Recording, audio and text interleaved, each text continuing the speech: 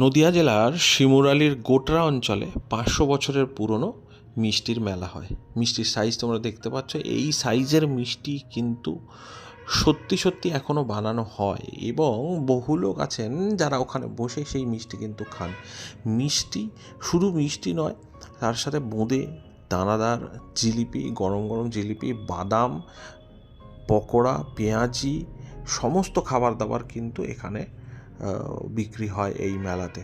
মিষ্টির সাইজ তোমরা অলরেডি দেখতে পেয়েছো একবার দুবার।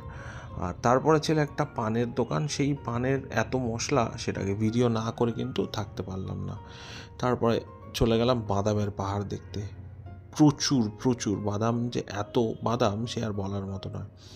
একটু মেলার অন্য সাইডে ঘুরতে গিয়ে দেখলাম সেখানে রয়েছে বন্দুক ফাটানো, এবং সেই ফাটাতে পারলে পরে কিন্তু পুরস্কার দেওয়ার একটা পসিবিলিটি আছে। তারপর দেখলাম যে ইয়ে দেওয়া আর কি, মানে বটি টটি, সেই নিত্য প্রয়োজনীয় জিনিস। এবং এখানে এই জিনিসটা বহুদিন বাদে দেখলাম যে মুরগি দেওয়া হয় পুরস্কার হিসেবে, বা মোরগ যেটাকে। তারপর বিভিন্ন স্ট্যাচু, এইসবগুলো দেখতে দেখতে সামনের দিকে যখন এগিয়ে গেলাম তখন শিবশম্ভুর সাথে দেখা হয়ে গেল। সেটাও ওং নমঃ শিবায় বলে আমরা এগিয়ে গেলাম। ইনি হচ্ছেন ধর্মরাজ, যার উদ্দেশ্যে ওখানে মেলাটা হয় 500 বছর ধরে। তারপর একটু এগিয়ে গিয়ে আমরা যখন মিষ্টি কিনলাম, কিনে বাড়ি ফিরে এলাম।